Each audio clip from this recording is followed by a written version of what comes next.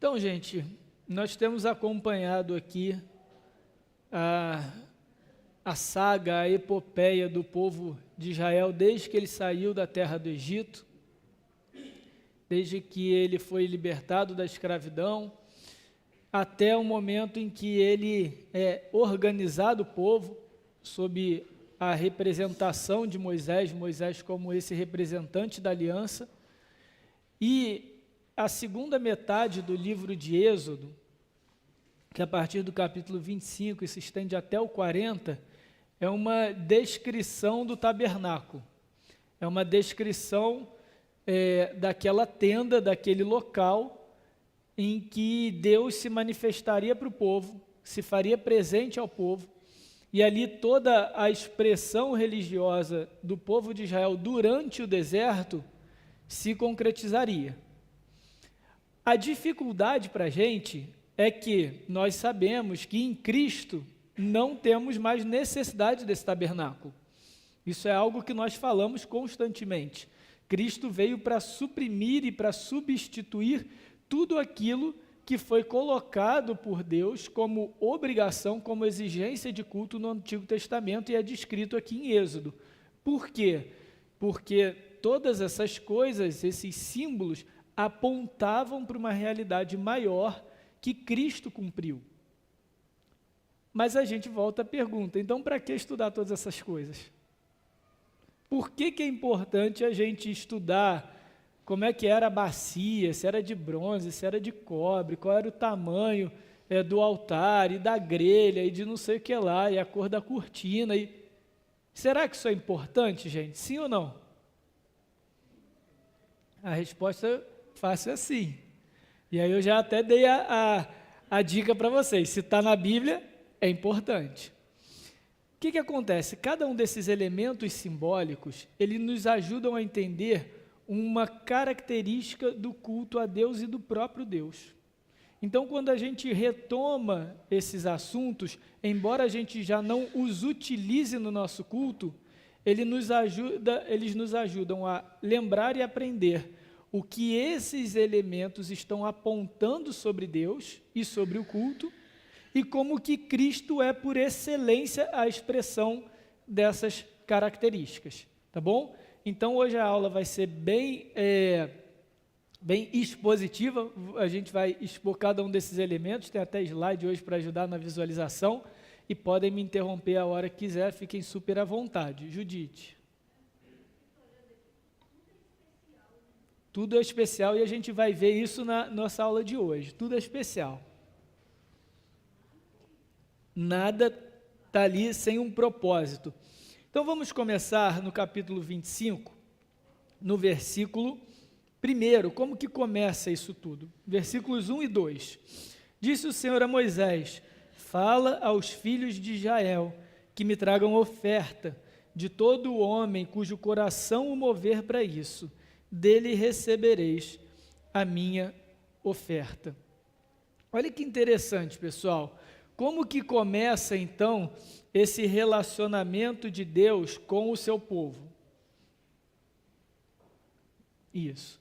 Não sei se vai dar para ler o texto aí, mas está em Êxodo 25, 1, confia. As imagens vão ficar melhores. Então, olha só o que... antes disso, gente, desculpa, eu acabei pulando um ponto. O primeiro ponto do tabernáculo é justamente o conceito de Deus habitar no meio do seu povo. Então, esse destaque que está aí é o versículo 8 de Êxodo 25. Então, Êxodo 25, eu vou fazer a leitura do 1 ao 9 e vou só destacar alguns pontos. Disse o Senhor a Moisés: fala aos filhos de Israel que me tragam oferta de todo homem cujo coração mover para isso, dele recebereis a minha oferta. Essa é a oferta que dele recebereis: ouro, prata e bronze, e estofo azul, tecido azul, né? Púrpura e carmesim, e linho fino, e pelos de cabra, e peles de carneiro, tintas de vermelho, peles finas, madeira de acácia, azeite para a luz, especiarias para o óleo da unção, e para o incenso aromático, pedras de ônix e pedras de engaste, para a estola sacerdotal e para o peitoral. E me farão um santuário, para quê? Para que eu possa habitar no meio deles. E o versículo 9, segundo tudo que eu te mostrar para o modelo do tabernáculo e para o modelo de todos os seus móveis, assim mesmo eu farei. Então, o que é esse tabernáculo? É uma tenda, é um lugar de habitação. Só que, obviamente, como era um santuário, era uma tenda bem mais complexa. Ela tinha utensílios específicos, objetos, móveis próprios para aquele culto, para aquele momento de adoração. Mas a ideia é que era um tabernáculo, uma tenda para o próprio Deus habitar no meio desse povo. Então aqui é o primeiro e o principal princípio do ensino do tabernáculo. Deus não era uma divindade como os falsos deuses ao redor, em que eles ficavam no Olimpo ou num lugar distante e só chegavam na presença dos seus adoradores mediante aos sacrifícios e mediante a um determinado culto, a um determinado ato religioso. O Deus de Israel andava no meio do povo. Ele andava no meio do seu povo. E a Arca da Aliança, quando o tabernáculo era todo desmontado, ela ia na frente, ela era carregada na frente. Inclusive nas batalhas, em muitas batalhas do Antigo Testamento, é descrito que a arca ia na frente e os exércitos inimigos já temiam, já tinham muito medo, porque eles inclusive diziam o seguinte: o Deus de Israel está no campo. O Deus de Israel está no campo de batalha. Isso era algo único. Então, que Deus é esse, todo-poderoso, que anda no meio do seu povo, que habita no meio do seu povo? De fato, na hora de se manifestar, de se comunicar diretamente, ele fazia exclusivamente com Moisés. Mas a habitação de Deus era presente. E a gente vai ver que os símbolos e os móveis, os utensílios do templo, apontavam exatamente para isso, para lembrar o povo de que Deus era um Deus presente e que dia e noite ele estava com o seu povo. Então esse era o objetivo do tabernáculo, desse santuário móvel que era carregado pelos sacerdotes, para que Deus pudesse habitar no meio deles. Aí vem a minha primeira pergunta: Deus precisaria dessa tenda para habitar no meio do povo? Não. Foi inclusive o questionamento que ele fez a Davi, quando Davi falou: Senhor, eu estou habitando já em casas, em palácios, e você está habitando em tendas, né? Ele estava falando tabernáculo, deixa eu construir um templo. Ele falou: sou Deus por acaso para habitar em templos feitos por mãos humanas? Então o que quer dizer isso aqui? Exatamente Deus mostrando a importância da figura, do símbolo. Vocês precisam de algo visível, palpável, material, para lembrar que eu sou Deus presente com vocês. Senão vocês vão esquecer. Então a gente tem toda essa construção do tabernáculo e essa estrutura justamente para lembrar de uma forma visível e ilustrativa uma realidade espiritual e sobrenatural. Beleza? É a mesma coisa com a igreja. Por que nós precisamos todo domingo nos reunirmos? Porque é o dia separado pelo Senhor, é um mandamento, mas também a gente precisa desse movimento físico, material, para nos lembrarmos que nós somos povo de Deus, para nos lembrarmos que nós não somos indivíduos únicos na nossa vida cristã. Nós precisamos da igreja, nós necessitamos caminhar com o povo de Deus. Nós somos salvos individualmente, mas para formar um povo. E quando que a gente se lembra disso visualmente? Quando a gente senta um do lado do outro. Percebe? Então, o modus operandi, o racional de Deus se mantém no culto até hoje. A gente precisa de elementos simbólicos, ilustrativos, físicos, para nos lembrar de realidades espirituais. Beleza? Segundo ponto, aí sim. A adoração a Deus envolve uma contribuição voluntária. E aqui a gente vê no versículo 2, fala aos filhos de Israel que me tragam oferta de todo homem cujo coração o mover para isso. Dele recebereis a minha oferta. Olha que interessante agora o paralelo que o próprio texto bíblico faz. Na semana passada, a gente viu sobre o bezerro de ouro. E quem fez o bezerro de ouro? Tudo bem, foi Arão, mas foi o povo se despojando, literalmente jogando fora os tesouros, as partes, as peças de ouro que eles receberam dos egípcios quando saíram. E foram enganados por isso. Fizeram segundo o próprio coração. E literalmente se empobreceram. O que Deus está falando é a mesma coisa, só que agora com objetivo diferente. Vocês vão de novo meter a mão no bolso. Vocês vão de novo colocar de si para adoração. Só que tem dois detalhes nesse texto muito importantes que não aconteceu no bezerro de ouro. Primeiro, olha o que Deus coloca: de todo homem cujo coração mover para isso. Então, no bezerro de ouro era uma coisa meio que junta todo mundo que tiver ouro, traz. Deus está falando, eu só quero oferta que é voluntária. Eu só quero oferta que reconhece que eu sou Deus.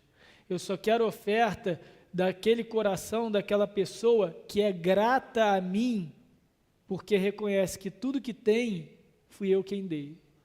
Perceberam? É isso. E aqui, só um parênteses em oferta voluntária, não é um sentimento de generosidade, do tipo, poxa, hoje eu estou vendo as contas meio apertadas, eu estou meio preocupado em dar o dízimo, então não é de coração. Não é isso, gente. É o seguinte: Senhor, eu reconheço que tudo que eu tenho vem do Senhor, e hoje eu estou dando o dízimo meio apertado, mas eu reconheço que vem do Senhor. Isso é oferta voluntária, é oferta sóbria, de coração, não é de coração emotivo, é o oposto do que a gente vê. Vejam, a oferta ao Senhor, ela tem que ser sóbria e ela tem que ser alegre. É o contrário da teologia da prosperidade, que normalmente é uma oferta de sacrifício e uma oferta de impulso. Então vai lá, pega todo o teu contra-cheque, pega o único carro que você tem, pega o dinheiro da sexta da semana, pega o dinheiro da escola e vem e deposita no altar. Isso não é uma oferta alegre, isso é uma oferta de desespero. E não é sóbria, porque o sujeito fica 1, 2 horas gritando no teu ouvido, rodando na tua frente até você botar o cheque ou pagar o boleto. Olha como é que é a oferta ao Senhor. Ela é com alegria e ela é sóbria. E o segundo isso que significa então de coração, tá, gente? E a segunda característica é que ela vem da instrução do Senhor e não dos homens. Então, olha só, eu quero ofertas de todo homem cujo coração mover para isso, dele recebereis minha oferta. Olha o versículo 3, essa é a oferta. Essa é a oferta. Então, até para ofertar, Deus fala o que Ele quer. E como Ele quer. Está vendo? A oferta é para esse propósito.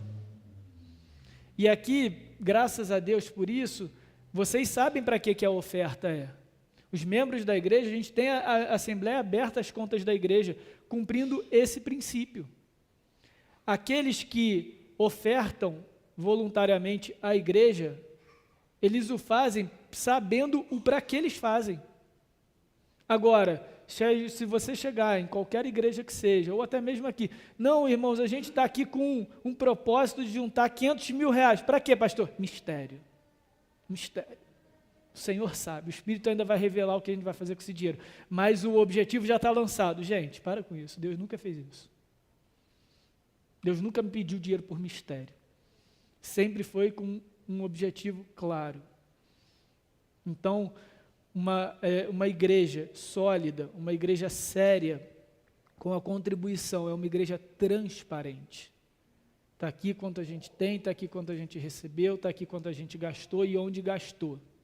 É uma igreja transparente porque esse é um princípio bíblico. Então Deus inverte, chega de vocês ofertarem por conta de vocês. Agora eu vou ensinar vocês como ofertar e eu vou ensinar vocês com a relação com as riquezas.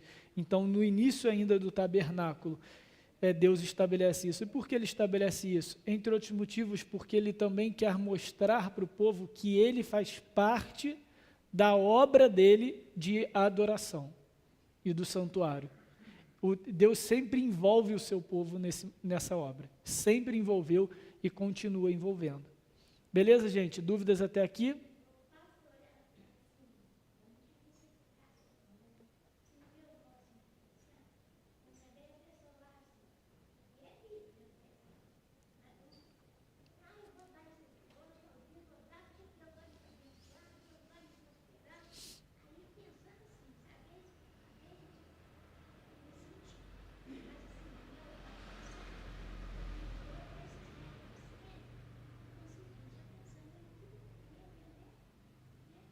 Pelo quê?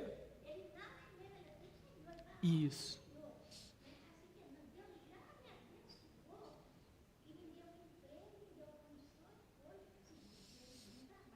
Uhum.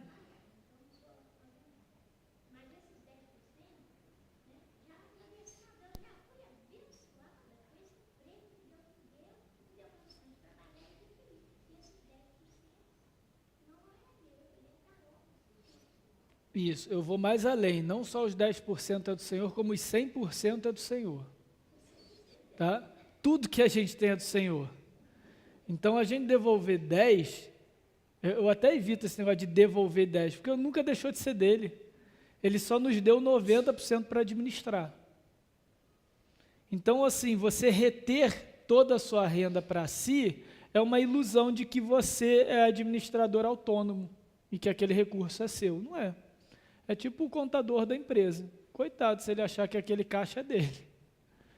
Aquele caixa foi dado para ele administrar. Então, essa fatia de oferta voluntária que a gente tem como 10%, porque de fato é bíblico, vem desde lá de Abraão, como a gente viu, é só um dos muitos exercícios que a gente tem de confiança no Senhor, de proteção do nosso coração, que é cobiçoso, que a gente cobiça mesmo. Então, a gente tem que tomar cuidado com isso, mas essa é a ideia. Aqui o foco do texto é o foco da adoração e como que o Senhor exige do seu povo oferta voluntária para participação dessa adoração. É para o povo e vem do povo. Né? William, isso que eu ia pedir, só um segundo mesmo, que aí o William vai trazer o microfone.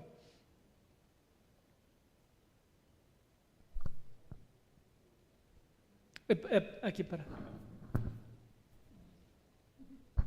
Não, mas Eita. Está muito alto aí. Isso.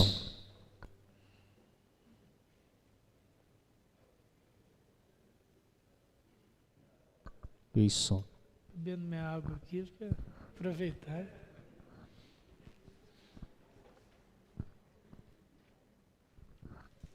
Mas assim, né, irmão, que assim, o modo assim da colocação eu vou dar esses 10%, né? Pensar nesses 10%. Porque aí, né, eu vou ter mais bênção do Senhor, eu vou entregar, porque para mim, né, Deus vai me dar em dobro a mais. Então, assim, o pensamento está no mais e querer mais. Exatamente. Então, assim, esses 10% bíblico, ele não é meu, ele é do Senhor, e eu vou dar agradecendo ao Senhor pelo que ele já me proporcionou, que é o emprego, as condições de trabalhar e ter esse dinheiro. Então, assim, já entregar aquilo ali de coração, mas não pensando, eu vou dar porque eu quero mais. Então, assim, é isso que meu modo de pensar. Perfeito, exatamente isso. Isso aí mesmo. Fala lá, Gabriel. Depois o Marcos. Pastor, eu já vi muita gente falando também que eu não vou dizimar porque eu não sei para onde esse dinheiro está indo. Então, eu prefiro doar para missões, ajudar pessoas que estão realmente com necessidade, separar esse dinheiro para isso. E assim eu estou louvando a Deus com o meu dinheiro, com 10%. Como é que a gente pode instruir essa pessoa? Fala, muda de igreja, vai para uma que é mais séria, ou não, dizima confiando porque está na palavra de Deus? Só fé 50%. Essa ideia, né, de que não, eu já oferto a Deus, né, porque eu pego meu dízimo em cesta básica, até mais, até não sei o que lá. Gente, isso é muito bonito, mas isso não é dízimo, tá? Você está se enganando. Oferta ao Senhor é sempre ao culto e a tudo que ele representa. Tá?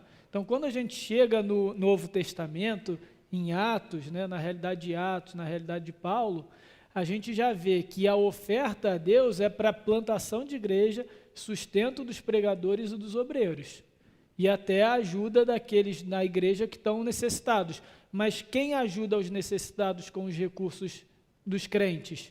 Os obreiros da igreja.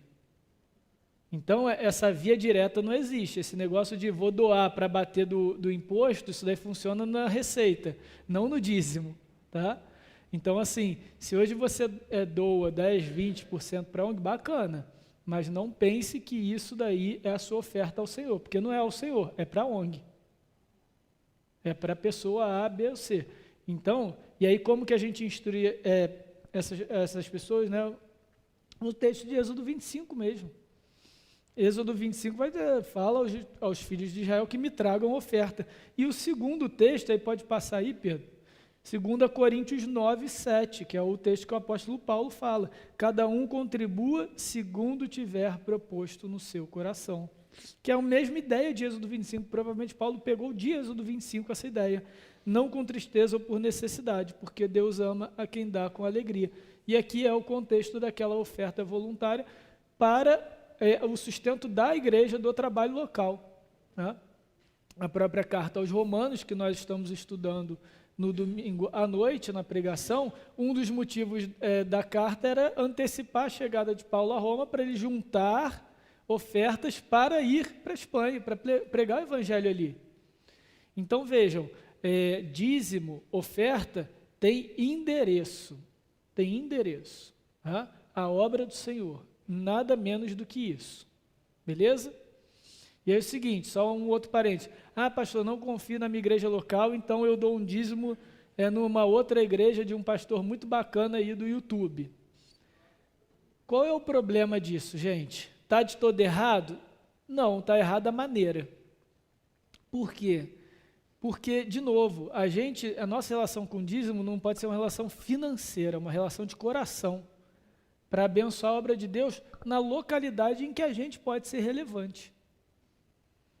Então, essa ideia de dizimar em outros lugares, em outros projetos, para outros pastores, para outros missionários, que estão distantes da nossa realidade, isso me soa estranho, porque a gente não tem relação com eles, relação de comunidade, você não está domingo a domingo com aquelas pessoas, e aí é até contraintuitivo, porque eu não confio na minha igreja local, mas eu confio naquele pastor que eu vejo no YouTube. O cara nem sabe seu nome. Percebem? Mas eu quero alcançar outras pessoas, outros povos, não só aqui. A gente faz isso através da igreja. Está aqui no nosso boletim, inclusive, uma lista de missionários que a igreja mantém vínculo. E graças a Deus a gente recebe, pastor Isaías recebe, eu recebo, nós do conselho recebemos relatório, mensagem de WhatsApp, vídeo, explicando, olha como é que está aqui no campo, olha o que fizemos, olha o que não fizemos, e a gente compartilha com a igreja, porque é o nosso papel. Antes, de vez em quando chega ao conselho da igreja, abrindo aqui os irmãos, cartas, olha, eu estou com esse projeto, você ajuda, não ajuda? A gente se reúne em conselho para avaliar se é válido, se não é válido, se o trabalho é sério, não é. E se a gente aceita ajudar esse trabalho, a gente o acompanha, a gente mantém contato. E assim a igreja expande, então saibam, vocês ajudando a igreja local, vocês estão ajudando tudo. Isso aqui não é para garear fundo missionário, não aparece, né?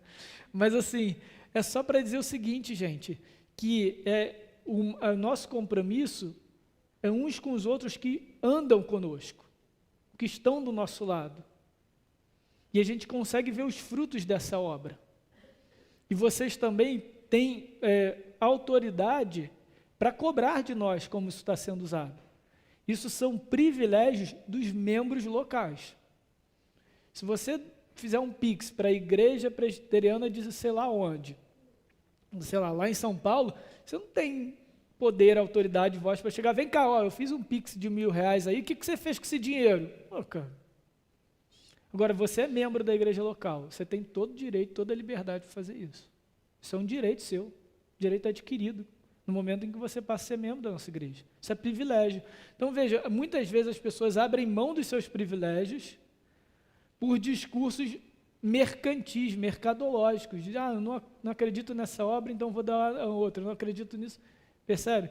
Agora, se uma pessoa acha que a administração é, no mínimo, obscura, ou, enfim, comprometedora, questionável, eu indico que, primeiro que averigue, né, porque pode ser só do coração, mas confirmando, né, troque de igreja, porque se administra mal os recursos, eu imagino que faz com a palavra, né?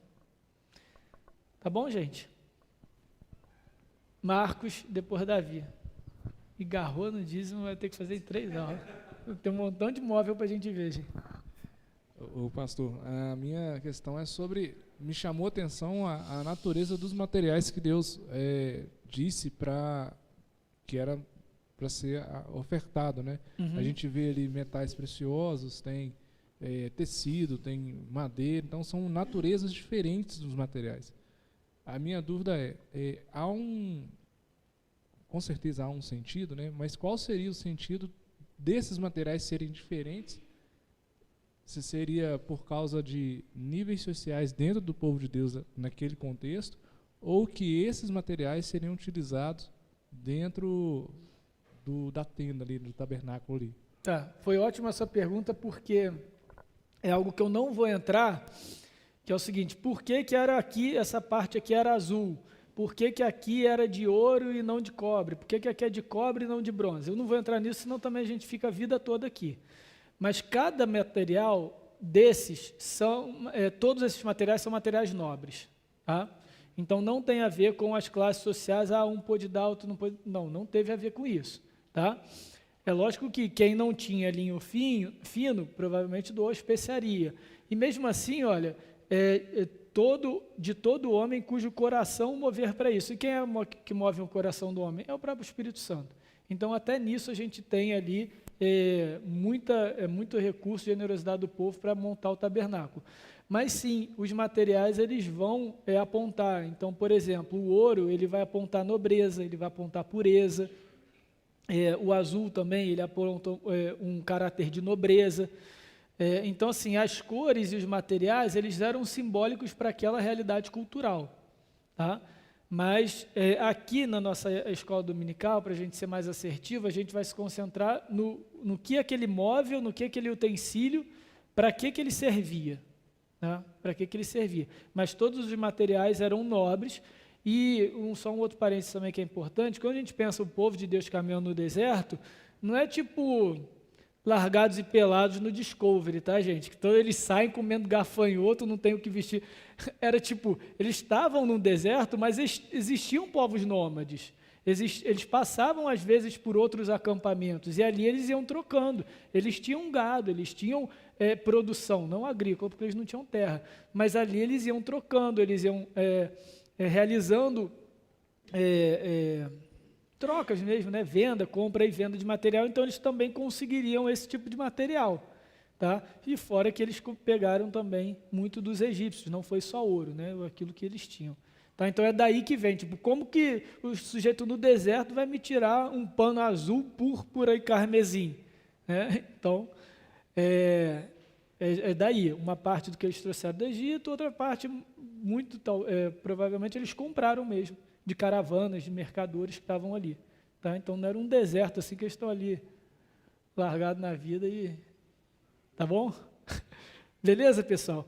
Então, assim, o princípio de adoração aqui já envolve a contribuição voluntária. E o terceiro ponto, no versículo 9, é que Deus estabelece como ele deve ser adorado, segundo tudo o que eu te mostrar, para modelo do tabernáculo e para modelo de todos os seus móveis, assim mesmo o fareis. E esse é um princípio muito, mas muito importante.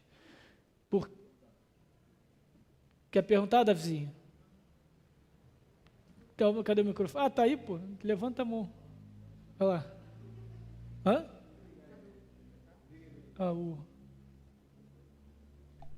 Quando for assim, me chama, gente, porque se eu não ver, eu vou passar batido. Quando uma criança, por exemplo, ela ganha mesada, aí ela quer, por exemplo, dar 10%, que é no caso 5, se ela tem 50. É considerado o dízimo frente a Cristo? Sim, sim. Inclusive, gente, o dízimo nas crianças que ganham mesada, só voltando para o dízimo, que eu achei a pergunta bem legal, ela é ótima por muitos sentidos. Primeiro que ensina a criança a confiar no Senhor desde o início. Então, essa criança vai ter uma relação com o dinheiro muito mais saudável. Né? Então, não vai ser uma criança que vai reter, ela vai ser uma criança que desde o início vai saber que parte do que ela ganha não é dela. Na verdade, que nada do que ela ganha é dela. Isso é ótimo, é mais fácil ensinar para criança que é para adulto. E é considerado, é válido como dízimo, sim. Fica como aquele dízimo da família. E aqui na Igreja Presbiteriana, crianças são membros também. São membros menores, mas são membros também. Tem privilégios também. E um dos privilégios dos membros menores, inclusive, é o dízimo. Tá? Então, fica aí, crianças que ganham mesada, é uma ótima prática aí. Beleza, gente? Então, podemos agora sim seguir? Então, tá. Então, gente, esse princípio de que Deus deve ser adorado como Ele estabelece, isso é muito importante na Bíblia. E é por isso que a gente segue o que a gente chama de princípio regulador do culto. O que é o princípio regulador do culto? Só tem no culto aquilo que Deus estabelece. Algumas igrejas seguem o princípio normativo do culto, não o regulador. O que é o normativo? Se Deus não proibiu, beleza ter. Só que será que essa é a lógica de Deus? Vamos abrir rapidinho Levítico 10. É um texto meio difícil, mas agora vai ficar tranquilo. Levítico 10, versículos 1, 2 e 3.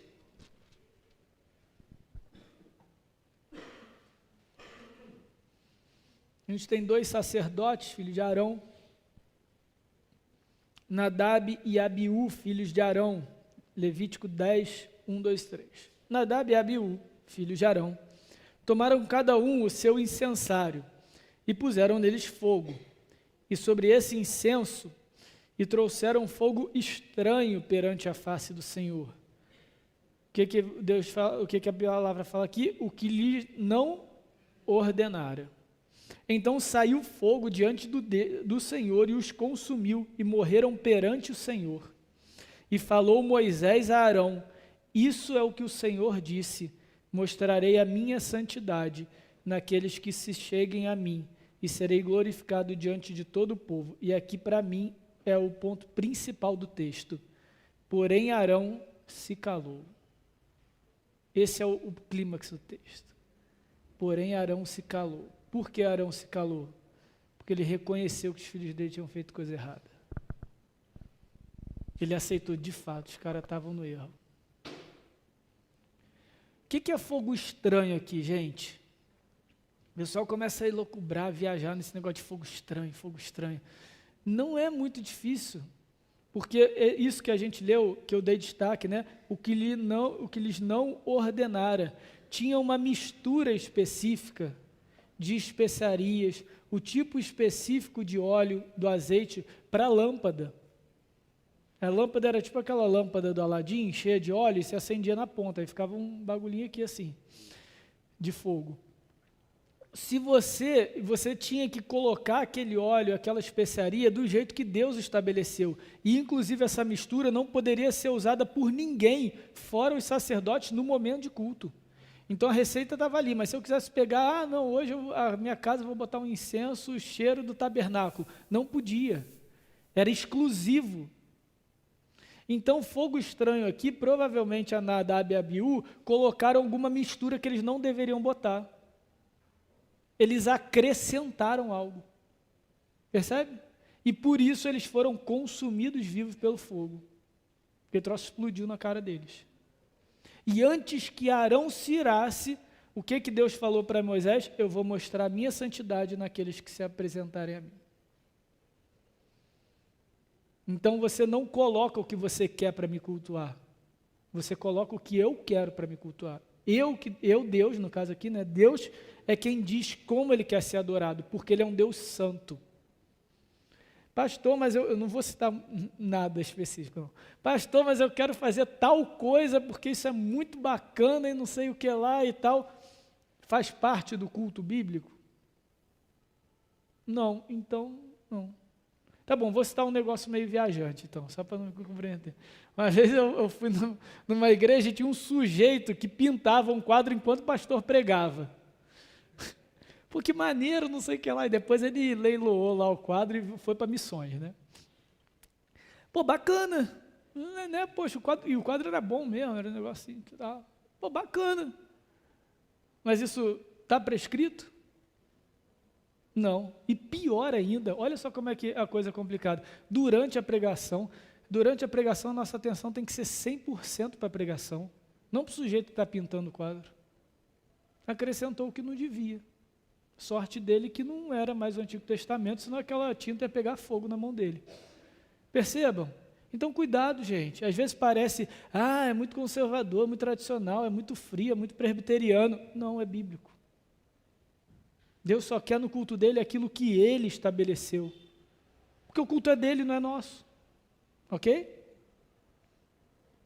Não é à toa que Deus gasta quase a metade do livro de Êxodo descrevendo o que ele queria. E nada mais do que isso.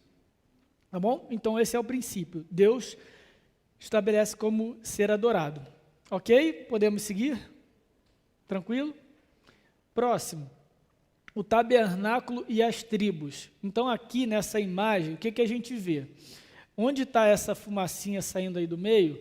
É o tabernáculo propriamente dito, era a tenda. Essa era a disposição das tribos em relação ao tabernáculo. Quando o povo acampava, ele parava, o tabernáculo ficava no meio do povo. A tribo dos levitas, né?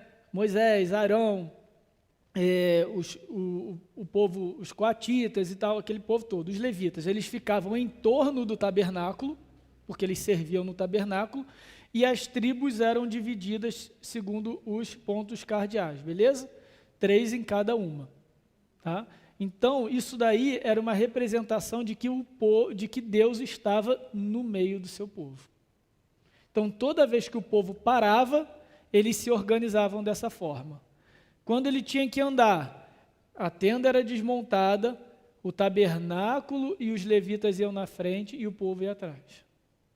Beleza? Então tá. Então era assim que era a disposição. Agora vamos para o tabernáculo propriamente dito. As divisões do tabernáculo. A gente tinha 3 partes do tabernáculo. Então, como eu falei, essa tenda aí, né? E ela era cercada por cortinas, né? Tipo um muro. Poderia ser desmontado.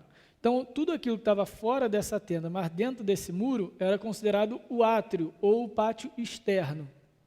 E aqui eu destaquei a porta do átrio. Por quê? Só tinha uma porta. Só tinha um jeito de entrar no tabernáculo. Só tinha uma forma de se achegar à presença de Deus. Era pela porta do tabernáculo. Ok? E isso é muito simbólico, porque Jesus, quando ele vai falar de si, ele vai trazer essa ilustração algumas vezes sobre a porta. Por exemplo, em João, embora ele estivesse falando de aprisco, ele vai falar, eu sou a porta. Em outro momento ele vai falar, eu sou o caminho, a verdade e a vida, ninguém vem ao Pai senão por mim. Então esse conceito de restrição, só tem uma porta, só tem um acesso para o tabernáculo, só tem um acesso à presença de Deus. Cristo se apropria desse conceito para falar, só tem um acesso ao Senhor, só tem um acesso ao Pai, e esse acesso é através de mim mesmo. Então, na própria disposição do tabernáculo, a gente vê isso visivelmente. Beleza, pessoal? De novo, agora daqui eu vou engatar a quinta e é para interromper mesmo, tá bom? Então vamos lá, vamos seguindo. E as divisões do tabernáculo? Então a gente tem aqui, né, o que está aí na esquerda, é o átrio ou o pátio externo. Esse primeiro quarto aí, dentro da casinha já, tá? Indo da esquerda para a direita. A gente tem o que a gente chama do lugar santo, e o segundo cômodo, esse último da direita, é o santo dos santos ou lugar santíssimo. Então, no lugar santíssimo, no santo dos santos, é onde estava a Arca da Aliança. Era onde Deus se manifestava para Moisés. no Santo dos Santos, o sacerdote só podia entrar uma vez por ano para fazer a expiação pelos pecados do povo. Durante o ano, os sacerdotes andavam no lugar santo, nessa primeira câmara. Então, no Santo dos Santos, no Santíssimo Lugar, a gente tem a Arca da Aliança, e nesse lugar santo, que é essa primeira aí, da esquerda, a gente tinha o candelabro de ouro, a gente tinha a mesa com os pães da proposição, ou da presença, a gente vai ver cada um deles, e a gente tinha o incensário. Foi nesse incensário aí que Nadab e Abiú foram consumidos aí provavelmente. E no átrio externo, a gente tinha a bacia de bronze que os sacerdotes se lavavam, se limpavam antes de entrar no tabernáculo, e o altar propriamente dito, que é essa churrasqueira aí na frente, tá, gente? No final é isso, tá? Com toda a reverência, mas o altar do holocausto era isso, era uma grande churrasqueira em que as ofertas eram queimadas, beleza? Ok, Arca do Testemunho, ou a Arca da Aliança, mas eu gosto dessa nomenclatura, a Arca do Testemunho. Então, o que era a Arca do Testemunho ou a Arca da Aliança? Ela trazia consigo símbolos da aliança de Deus com o povo. Ela trazia dentro de si provas concretas de que Deus tinha um compromisso pactual com o seu povo. Que provas eram essas? O maná, as tábuas do testemunho, ou as tábuas da lei, né, os 10 mandamentos escritos em pedra, e o cajado de Arão, a vara de Arão, aquela que floresceu. Então, ali eram guardadas essas coisas, e o maná da arca não estragava, isso que é o legal, ele estava sempre ali. Enquanto o maná normal colhido estragava antes do dia seguinte, o maná da arca estava ali, porque Deus mantinha essa aliança com o povo. E a tampa, já falei isso aqui, mas vou repetir que isso é importante, porque não é algo comum do nosso dia a dia, a tampa da arca era o propiciatório. Essa tampa tinha 2 estátuas de anjos cobrindo a arca. Tá? Então, qual era a ideia do propiciatório?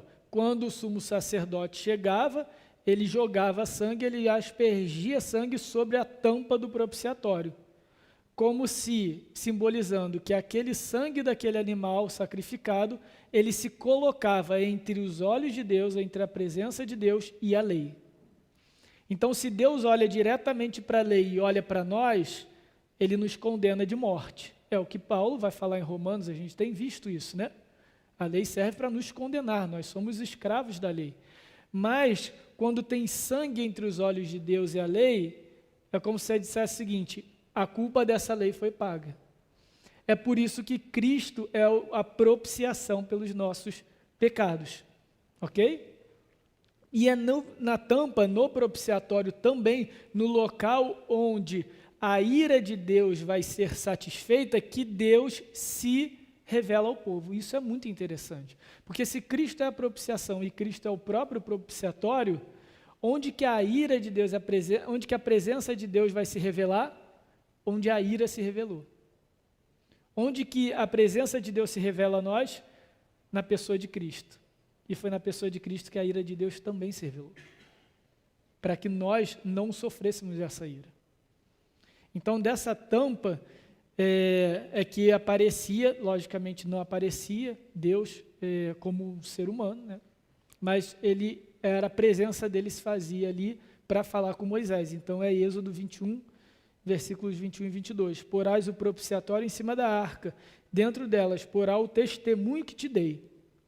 Ali virei a ti, e de cima do propiciatório, do meio dos 2 querubins que estão sobre a arca do testemunho, falarei contigo acerca de tudo o que eu te ordenar para os filhos de Israel. Então, sempre que a gente lê no Pentateuco, que Deus falou com Moisés, e Deus falou, muito provavelmente, era Moisés ali, no Santo dos Santos, conversando com o Senhor. Né? E dentro ali, e a voz de Deus, enfim, seja lá como Moisés entendia isso, vinha de dentro ali da tampa, entre os 2 anjos. Beleza, gente? Pode? Está vindo aqui já, desculpa. gente vê muito falar a questão das estátuas, né? E aí eu queria entender um pouquinho mais sobre os querubins. Ótimo, ótima pergunta, né? Que muitas vezes o pessoal fala, a gente fala o seguinte: ó, nós não adoramos estátuas, né? Isso é violação do mandamento. Ah, mas a Arca da Aliança tinha querubins, tinha estátua, tinha um montão de coisa. Aqui os querubins não estão sendo adorados. E tem uma outra questão: quem mandou fazer essas estátuas? Foi Deus, muito claramente. E se qualquer outra estátua tivesse ali, com certeza ia ser condenação. Tá? Então os querubins não recebem adoração, eles não faziam nada e eles foram pedidos diretamente de Deus. Estátuas, representações de santos, Deus não mandou nenhuma dessas. Percebe? Estão sendo bem direto aqui. Ah, mas se eu quiser hoje ter um querubim na minha casa, Deus mandou a gente ter um querubim na nossa casa? Deus mandou que a gente fizesse um querubim, fizesse para o povo fazer um querubim em cada tenda? Claro que não. Percebe? Então, o fato de ter um dia tido uma imagem de querubim na Bíblia não nos habilita a ter imagem de querubim. É a mesma coisa a Arca da Aliança. Não precisa nem ir muito longe. Tem igreja aí que tem aqui no meio do altar a Arca da Aliança aqui, lá, de isopor gente, isso não tem cabimento nenhum. Por quê? A arca, você vê que eu estou até evitando falar Arca da Aliança, porque eu quero dar ênfase a isso, a Arca do Testemunho. Ela era testemunho de quê? Da presença de Deus.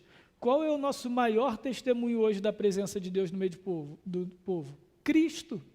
Nós temos o grande testemunho, nós temos o verdadeiro testemunho. Para que a gente vai querer a arca de isopor aqui se a gente tem o Cristo conosco e presente na igreja toda vez que a gente se reúne? Percebem? Não tem muito sentido. É tipo, sei lá, é a melhor ilustração, não é muito boa, mas é a melhor que eu encontrei. Vocês já viram aqueles programas de televisão, quando o sujeito ganha um carro, aí vem uma chave enorme de papelão do carro? Já está aqui teu carro, aí o sujeito vem com a chave do carro assim de papelão. Só que aquilo ali representa um carro de verdade. Agora imagina o sujeito nunca ir na concessionária pegar o carro, ele nunca andar com o carro, mas ele fica andando para lá e para cá com a chave de papelão. Não, agora eu vou ali na padaria com o meu carro novo, mas ele está indo com a chave de papelão embaixo do braço.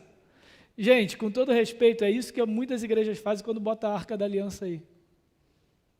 É a chave de papelão que aponta para uma realidade muito maior, que é um carro, no caso é Cristo. E o sujeito insiste em botar a Arca da Aliança aqui. Percebe?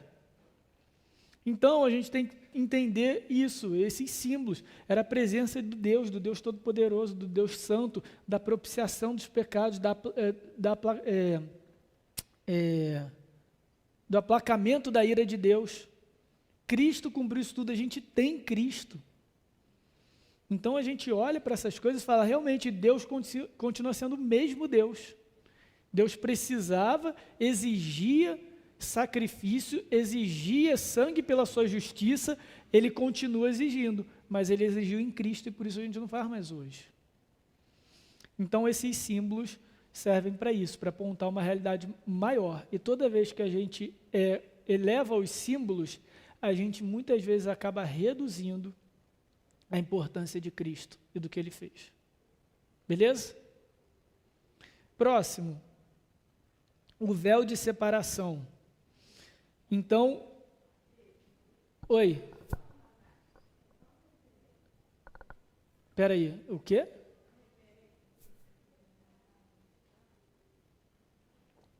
A gente já viu isso em Êxodo 13, talvez.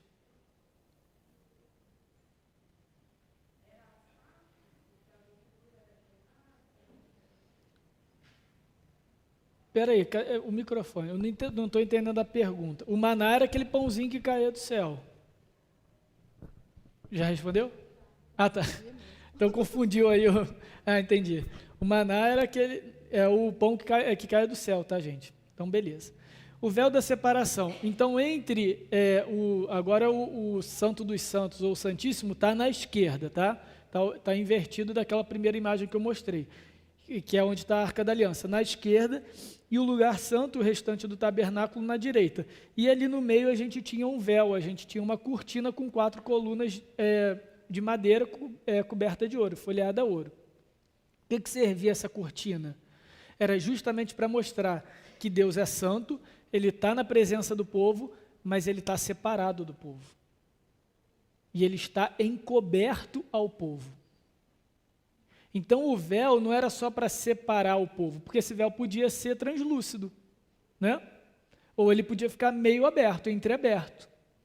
Mas é mais do que isso. Não era só para separar, para mostrar o seguinte: inclusive Deus está escondido do povo. A presença dele não é visível, ele não é facilmente acessível a esse povo, nem fisicamente, nem visualmente. Tamanha santidade de Deus. Então, a gente tem 2 versículos no Novo Testamento que falam sobre o véu. O primeiro em Mateus 27:51, na morte de Cristo. E olha só o que diz: e eis que o véu do santuário, é esse véu aí, se rasgou em 2 partes, de alto a baixo. Tremeu a terra e fenderam-se as rochas. Isso foi no momento em que Cristo morreu. E esse detalhe, o véu se rasgou de alto a baixo, ele começou rasgando de cima. Então quem é que rasgou o véu? É o próprio Deus. Então ele está dizendo o seguinte: não só eu estou tirando a separação, como agora é visível, é acessível, eu sou visível a vocês. E não foi o que Jesus disse para um dos discípulos: quem vê a mim, vê o Pai. Ele já estava antecipando o rasgar do véu. Em Hebreus 10, 19 e 20, a gente lê o seguinte: tendo, pois, irmãos, intrepidez, coragem, para entrar no Santo dos Santos, que é esse lugar aí, ou seja, para estar na presença de Deus, pelo sangue de Jesus, pelo novo e vivo caminho que Ele nos consagrou pelo véu, isso é, pela sua carne. Agora aqui o texto de Hebreus está dizendo o seguinte, que o véu, que a carne de Cristo, o corpo de Cristo, é o próprio véu que se rasgou. A carne de Cristo se rasgou para nos dar acesso. É essa a ideia.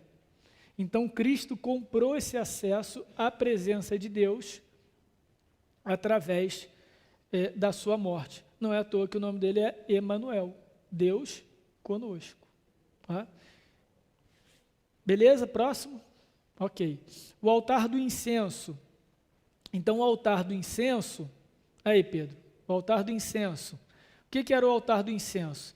Era uma coluna, mais ou menos igual esse negócio aqui, com uma grelhazinha, e você colocava umas brasas embaixo e em cima, nos pratinhos, as especiarias. Aquilo ali ia defumando, ia cozinhando, ia saindo os aromas suaves. Tá?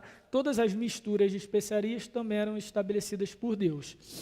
Qual é a ideia do altar do incenso? O que ele representa? Ele representa a oração dos santos, a oração do povo. A oração do povo, o povo clamando a Deus, o povo se direcionando a Deus em confiança, era como um aroma suave subindo para a presença de Deus. Então é isso que o altar do incenso demonstra. E olha que interessante, ele fica bem em frente ao véu. Então, embora Deus estivesse separado na sua santidade, o que está logo diante da presença de Deus? A oração dos santos, o clamor do seu povo. E não é assim que começa o livro de Êxodo? Deus ouviu o clamor do seu povo? O clamor do povo de Deus é agradável a Deus, porque mostra que nós somos dependentes dEle, que nós o amamos, nós o buscamos. E aqui o altar do incenso representava isso. Hebreus 7, 25 vai nos dizer o seguinte: por isso também pode salvar totalmente quem? Cristo, né? Pode salvar totalmente os que por Ele, por Cristo, se chegam a Deus, vivendo sempre para interceder por eles. E aqui um detalhe importante: esse altar estava sempre aceso, ele nunca parava, sempre subia fumaça de dentro do tabernáculo. Então, de longe, era uma forma do povo também ver: caramba, Deus está atento, Ele está presente, ouvindo as nossas intercessões. E Cristo, quem é diante de Deus, na nossa relação com o Pai hoje? é o nosso intercessor. É aquele que está dia e noite, constantemente na presença de Deus, intercedendo por nós. Esse é o nosso único e verdadeiro intercessor. Então, um dia, o altar do incenso demonstrava a continuidade dessa intercessão e desse favor de Deus em ouvir o clamor do seu povo. Hoje a gente tem isso em Cristo. Cristo é aquele que intercede por nós sempre. E em Efésios 5:2, nós vemos Paulo falando o seguinte: e andar em amor como também Cristo nos amou e se entregou a si mesmo por nós, como oferta e sacrifício a Deus em aroma suave. Então, Paulo vai também se lembrar disso ao associar que o sacrifício de Cristo também é chegado a Deus como aroma suave, como aquele meio mesmo, né? Aquele que intermedia essa salvação e por isso chega na presença de Deus com aroma suave, tal qual as orações dos santos são suaves a Deus. Beleza? Próximo, a mesa da proposição. Então tinha ali o altar do incenso e do lado tinha uma mesa com pães, com 12 pães, um para cada tribo e todo dia era reposto. O que significava essa mesa da proposição? A permanência de Deus em sustentar o seu povo. Tá? Então ali era o sustento contínuo do povo de Deus, era garantido pela própria provisão do Senhor. Era Deus provisionando, sustentando para o seu povo. Até que chega Cristo e diz em João 6,35, eu sou o pão da vida. Embora em João 6 Jesus esteja se referindo ao maná, eu sou o pão que desce do céu, a gente tem o mesmo princípio do pão da proposição. Por quê? Porque Jesus vai falar, eu sou o maná, eu sou o pão que desce do céu, eu sou o pão da vida que sustenta o povo. E esse sustento contínuo através do pão também era visto no pão da proposição. Essa palavra proposição aqui é meio difícil, mas também pode ser usada como pão da presença, que era exatamente isso. Deus está presente no povo para sustentá-lo. Então o tabernáculo, todo ele aponta para a presença de Deus. Então a arca é a presença santa de Deus. Não entre de qualquer jeito, você vai ser consumido pela santidade de Deus. O incensário, o altar do incenso, é a presença de Deus em favor do povo para ouvir o seu clamor, para ouvir as suas orações. A mesa da presença era a presença de Deus para suprir o seu povo. Tudo diariamente, tudo constantemente. Então o povo sempre que lembrava do tabernáculo, lembrava que Deus é com ele, em cada aspecto da sua vida. Ok? Candelabro de ouro. Então a gente tinha esse candelabro aí, com 7 lâmpadas, e de novo, elas também não se apagavam. Era trabalho do sacerdote, por isso que você tinha que ter uma tribo dedicada ao tabernáculo. Imagina, gente, o tempo todo ali, não deixando apagar nada, acendendo incenso, fazendo incenso, trocando pão, fazendo pão, cortando carne, queimando carne, limpando o altar, e tudo de novo, todo dia, para mostrar para o povo que a presença de Deus era constante, era ininterrupta no meio dele. E o candelabro? O candelabro, obviamente, servia para iluminar ali o santo lugar, mas a luz é algo muito importante no Antigo Testamento, porque ela é sinônimo de condução, de guia. Inclusive, o Salmo 119 vai falar que a lei é lâmpada para os meus pés. E é essa a ideia. Essa daqui era a única fonte de luz dentro do tabernáculo. Então, tudo aquilo que iria clarear as coisas, clarear o discernimento, conduzir os sacerdotes no seu ofício, era a luz que vinha do candelabro, assim como Deus é luz para as nações. Assim como Deus, a sua verdade, a sua palavra, a sua presença deveria ser luz para o povo de Israel. Percebe? Então, como que a gente vê isso em Cristo? O Evangelho de João abre isso de forma magistral, João capítulo 1, versículo 45. Ele falando de Cristo, a vida estava nele e a vida era a luz dos homens. A luz resplandece nas trevas e e as trevas não prevalecem contra ela. Em outro momento, Jesus vai falar, eu sou a luz do mundo.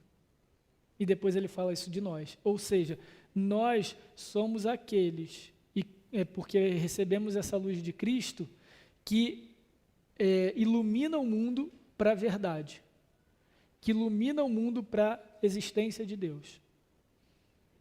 E esse candelabro, ele era alimentado por óleo. E óleo é uma das ilustrações também do Antigo Testamento para o Espírito Santo. Então, quem alimenta essa luz? É o próprio Espírito, é o óleo que vem de Deus. Então, isso tudo foi cumprido perfeitamente no Senhor Jesus. Nós somos luz porque Ele é a nossa verdadeira luz, Ele é a nossa fonte de luz e por isso nós também somos. E o que nos alimenta como luzeiros, como luz? O óleo que temos, o Espírito Santo. Percebe? Então, todos esses símbolos vão apontando para uma realidade maior em Cristo Jesus. A gente já está acabando, faltam só 2. A bacia de bronze, próximo. Agora a gente está no pátio, está do lado externo. Logo antes do sacerdote entrar no lugar santo, a gente tinha uma bacia de cobre, de bronze não, gente, desculpa, uma bacia de cobre para o sacerdote se lavar. Ele precisava tomar um banho completo ali. Era uma forma do sacerdote se lembrar e mostrar ao povo que ele é impuro, que ele é indigno de estar até no lugar santo, nem no santo dos santos. Então, antes dele fazer isso tudo, ele tinha que tomar banho todo dia. Percebem? Isso era uma forma de mostrar, você é indigno. Deus está lembrando o tempo todo, eu estou na presença de vocês, mas vocês são indignos. Eu estou na presença de vocês, mas vocês são indignos. Nós somos indignos de estarmos na presença do Senhor por causa dos nossos pecados. Mas o que Cristo faz por nós? 1 Coríntios 6, 11. Tais foste vós, alguns de vós, é quando Paulo fala da antiga vida entregue ao pecado. Mas o que ele coloca? Mas vós vos lavastes, mas fostes santificados, mas fostes justificados em nome do Senhor Jesus Cristo e no Espírito do nosso Deus. Então o que Paulo está falando? Realmente vocês eram assim, vocês eram indignos, vocês eram impuros, mas vocês foram lavados por Cristo. E o que é esse lavar pelo Cristo? É a regeneração, é a conversão. E aí Paulo cita 2 momentos da nossa conversão, né, dos atos de Deus durante a nossa conversão. A santificação e a justificação. Então, aquele que é declarado justo e aquele que é santificado pelo Espírito, esses são os que foram lavados por Cristo Jesus. E o autor de Hebreus, capítulo 10, versículo 22, é ainda mais claro quando ele diz o seguinte: aproximemo-nos com sincero coração, em plena certeza de fé, tendo o coração purificado de má consciência e lavado o corpo com água pura. Que água pura é essa? É o próprio Cristo. É o próprio Senhor Jesus. Em Apocalipse a gente tem essa imagem também do lavar, só que com o sangue, como se o sangue fosse a água. Então João pergunta, quem são esses? Esses são aqueles cujas vestes foram lavadas no sangue do Cordeiro. Foram alvejadas no sangue. Percebem? Então, essa ideia do lavar para retirar o pecado, para retirar a impureza, para retirar a indignidade, se concretiza em Cristo Jesus. E aí, por último, o altar de bronze, que era o primeiro utensílio, o primeiro móvel que as pessoas viam quando chegavam perto do tabernáculo, ali logo depois da porta do átrio. E o altar de bronze, como eu falei, era essa churrasqueira enorme, de bronze, com uma grelha, e ali também os sacrifícios eram queimados. Esse é o altar de bronze, ou o altar do holocausto. O holocausto é um tipo de sacrifício que você queima até torrar. Você queima até virar cinza, você deixa queimando. Então, assim, a presença de Deus, a presença do tabernáculo era muito marcante, principalmente para as tribos que estavam perto ali. Porque imagina, gente, às vezes o pessoal bota fogo aí em lixo ou em mata, a gente sente de longe, né? Imagina você perto disso, 24/7, queimando carne, queimando gordura, até torrar. Então não era aquele cheiro de churrasquinho gostoso, misturado com o cheiro do incenso, era um cheiro difícil. O cheiro era agradável dentro do tabernáculo, mas do lado de fora devia ser um cheiro meio misto. Porque isso daí lembrava, a presença de Deus é santa, a presença de Deus está ali, mas o pecado de vocês faz com que essa presença seja incômoda também. E vocês têm que fazer essa série de coisas incômodas por causa do pecado de vocês. Esse é o preço para eu estar na presença de vocês. E isso ainda assim é bênção. Vejam como o tabernáculo é muito didático. Mas a gente sabe que Cristo vem para tirar todo esse incômodo, para tirar toda essa distância, para tirar toda essa indignidade que a gente tinha diante do Senhor e habitar na presença dele todos os dias. Apesar de todo esse clima, de tudo isso que eu falei, a gente vê os salmistas como a gente viu hoje o Salmo 84. Quão amáveis são os seus tabernáculos, eu queria viver nos seus atos todo o tempo. O ato era isso aqui, gente. O que o salmista está falando, eu queria montar minha barraca lá dentro. Pô, sério, do lado ali daquele carvão, é aqui que eu quero habitar. Porque eu sei que eu estou mais perto da presença de Deus. Eu quero botar minha tenda lá dentro, onde nenhuma tenda pode ser armada. Percebe? É isso que o salmista está falando. Até que chega um momento em que Cristo conquista isso para nós. E como que ele conquista? Com o seu sacrifício.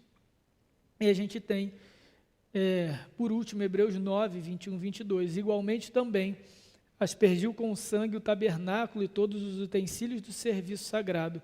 E com efeito, quase todas as coisas, segundo a lei, se purificam com sangue. E sem derramamento de sangue, não há remissão de pecados. E a gente vê aqui exatamente que Cristo é aquele que conquistou tudo isso para nós, pela sua morte, pelo seu sacrifício. É por isso que João Batista, quando vê Cristo, ele diz o seguinte, João capítulo 1, versículo 29. No dia seguinte, viu João a Jesus, que vinha para ele e disse, eis o Cordeiro de Deus, que tira o pecado do mundo. Então, irmãos, resumindo, cada um daqueles utensílios representava uma realidade maior, uma realidade global, que era a presença de Deus no meio do seu povo. Em todos os aspectos que essa presença envolve. De novo, a santidade de Deus na arca, as orações, o clamor do povo no incensário, a provisão de Deus na mesa da presença, na mesa dos pães, o guia, a instrução do Senhor pelo candelabro, a purificação dos pecados pela bacia de cobre e o último, a expiação dos pecados pelo altar do holocausto. Ou seja, os pecados do povo deveriam ser pagos, deveriam ser cobrados com preço de sangue. E foi Cristo quem cumpriu isso.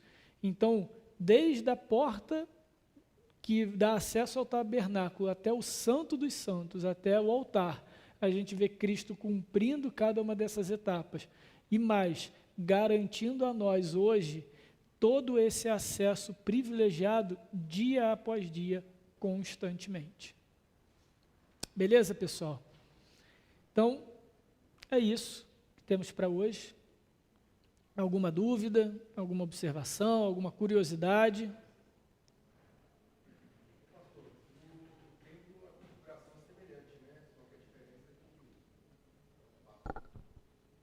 No templo a configuração é semelhante, só que a diferença é o espaço físico mesmo, né? Isso, perfeito, exatamente isso. Quando Salomão vai construir o templo, ele segue exatamente a disposição do tabernáculo. Tá? Então vai ter um muro com uma porta só, ali nos átrios onde estava ali o altar e a bacia era o pátio do templo, e aí é ali que Jesus vai falar com os mercadores, que ele fica revoltado, porque ali já era o início do tabernáculo, ali o povo ainda podia chegar, mas ele chegava até perto do altar e dava o animal ali. O animal era sacrificado, era cortado, era levado por outros levitas para ser limpo, né, cortado direitinho, e depois com o garfo, um garfão grandão, o sacerdote jogava a carne ali no altar e a pessoa ficava ali na frente vendo a sua carne ser queimada. Né? Então, o que muita gente fazia no tempo de Jesus? Barganhava isso. Não tirava do seu bolso, não tirava do seu rebanho. Ih, caramba, eu tenho que pegar um sacrifício. Vem cá, o que você tem aí para mim? Aí já ficava o cara vendendo ali mesmo. Dali mesmo ele já vendia cortado, limpo, direitinho e já jogava no altar para o cara. Estava tudo ali no pátio. Tudo dentro do que era o tabernáculo. Então, assim, muito distante daquilo que Deus propôs, como um local solene, uma preparação para se achegar a Deus. E aí Jesus fala, né? Ele se revolta com aquilo tudo e destrói, né? Vira a mesa dos vendedores por causa disso, porque você já tinha barganha ali dentro já do pátio do templo. Tá? Desde logo do pátio do templo já tinha aquilo ali, mas o templo era a mesma configuração, tá? Só que muito maior e fixo, né? Definitivo. Beleza, gente? Vai lá, Yuri. Yuri e depois o Davi. Não vou esquecer agora, não. Pastor, tem a instrução muito clara, né, no Velho Testamento a respeito do tabernáculo. Aí você colocou a questão dos cultos, como que tem gente, por exemplo, coloca a arca e tal, que a gente tem que ser bíblico. Como que se dá aí essa questão da nossa liturgia, do nosso culto nos dias de hoje? Se existe essa instrução clara na palavra e onde está? Tá. Essa instrução, a gente não tem ela claramente, faça o culto dessa forma, mas a gente tem em Atos dos Apóstolos, toda vez que a igreja se reúne.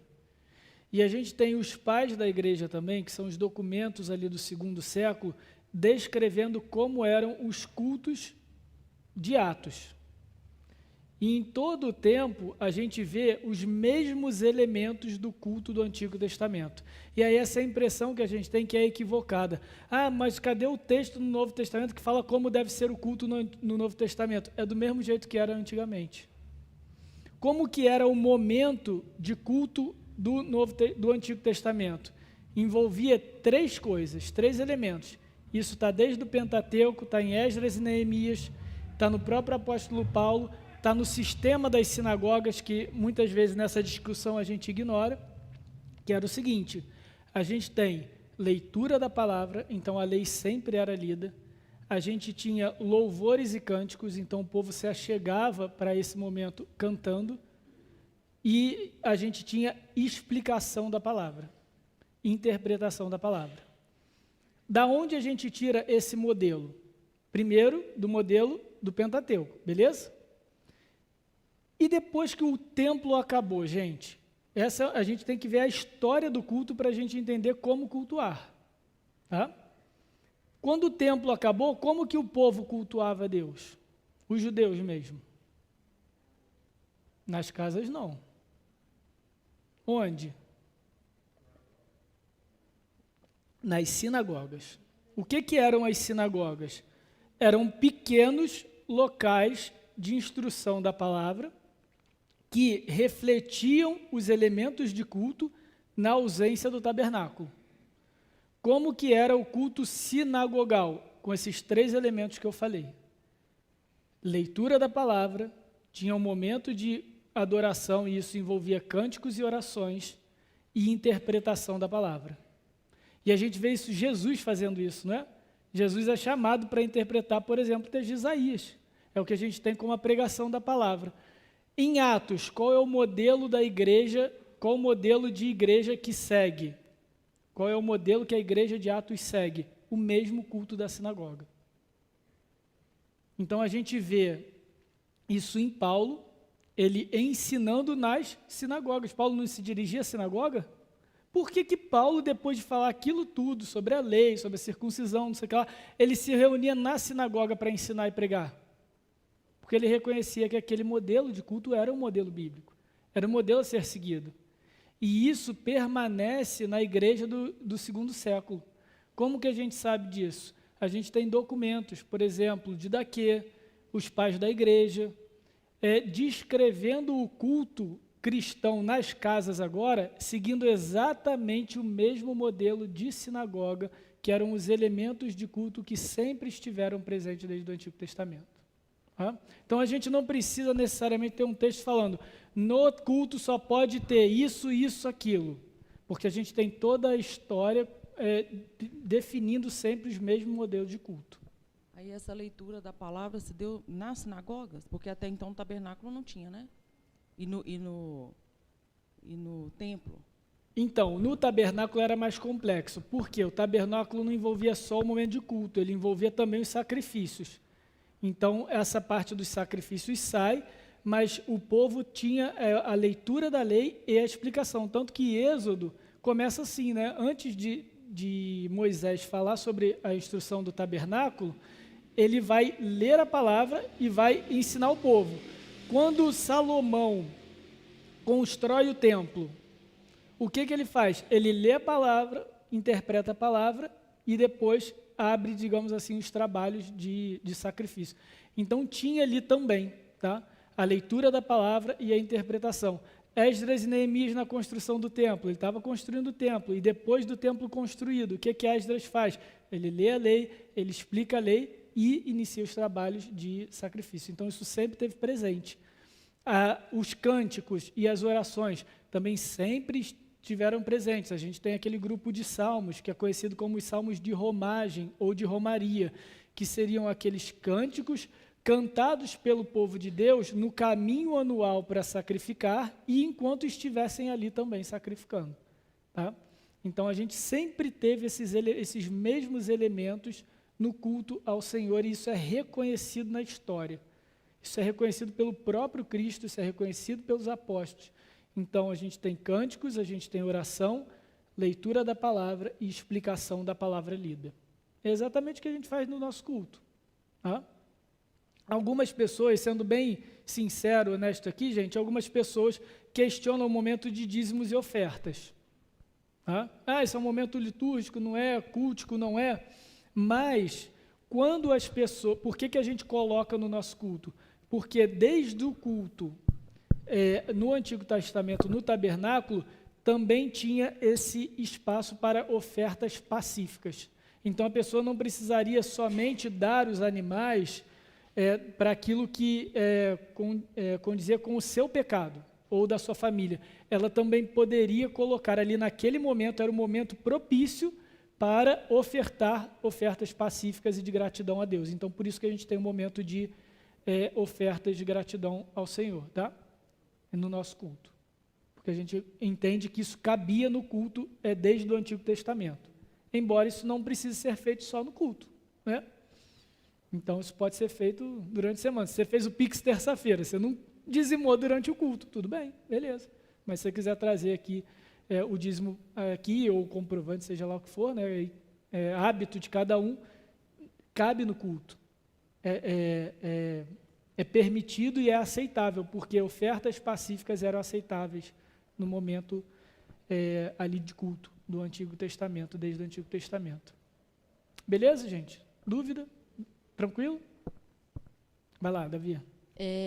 Sobre a reunião todas as tribos de Judá, aí como que eles, todo mundo de todas as tribos, todas as cidades, eles iam para lá, todo mundo? Tá, no final, quando chega na terra prometida, aí sim que cada um se estabelece na sua própria terra, né? E aí na sua região. Então, uma vez por ano, você tinha o povo se reunindo, e aí o homem, o cabeça da família, representante pactual daquela família, eles acampavam em volta, mas aí no dia do sacrifício da sua família, o homem ia lá com, esse aqui é o meu sacrifício e da minha família, do ano todo. Entendeu? Tá. Então tinha a peregrinação, digamos assim. Tipo isso. Dúvidas? Mais alguma?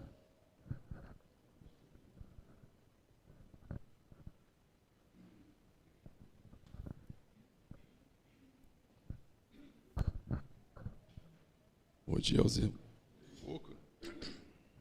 dia aos irmãos, né?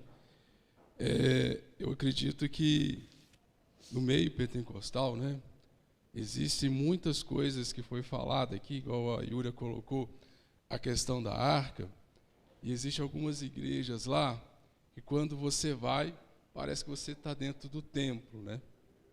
Mas eu gosto de comparar isso, como por exemplo, você tem uma casa bonita, você tem uma casa com piscina, você tem uma casa toda estruturada, toda maravilhosa, né?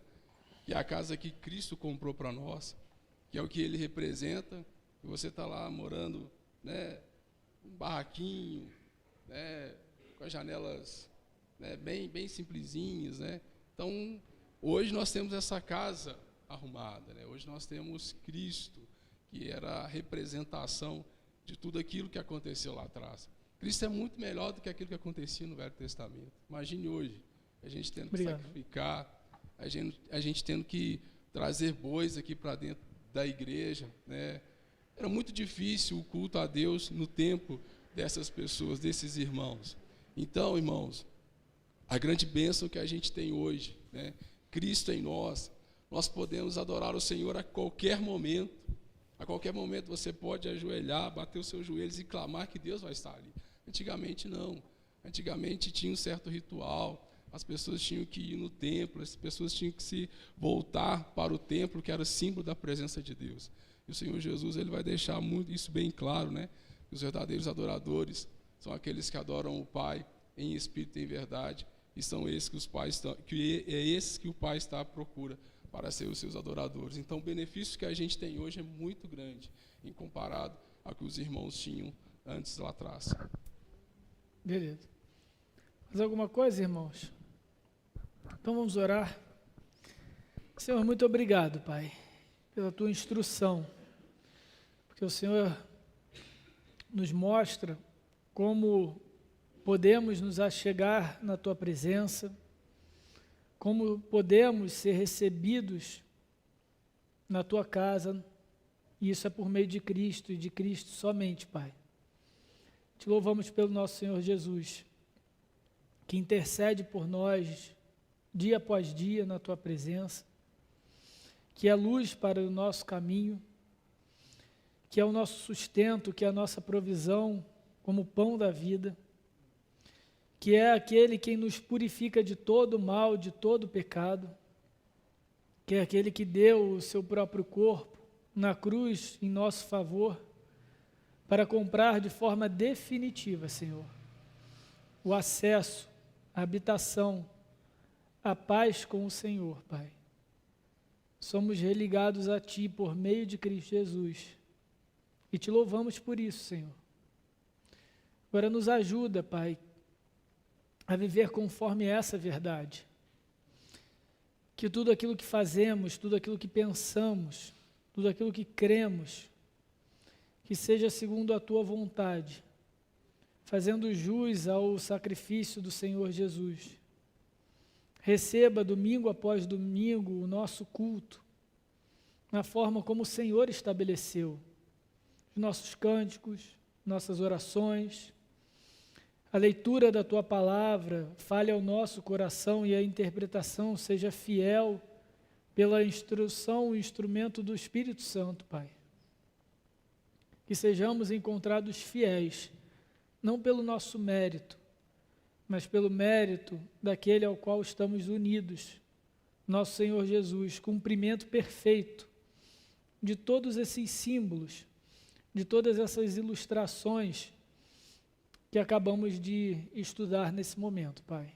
E que todas essas verdades sobre Cristo em nós sejam vistas, sejam reconhecidas, sejam percebidas por nós, o Teu povo. Louvado seja o Teu nome. Obrigado, Senhor, por ser Deus conosco. Dá-nos um dia de paz, dá-nos um domingo abençoado pelo Senhor. E traga-nos mais uma vez a Tua presença para prestarmos culto. Em nome do Senhor Jesus. Amém.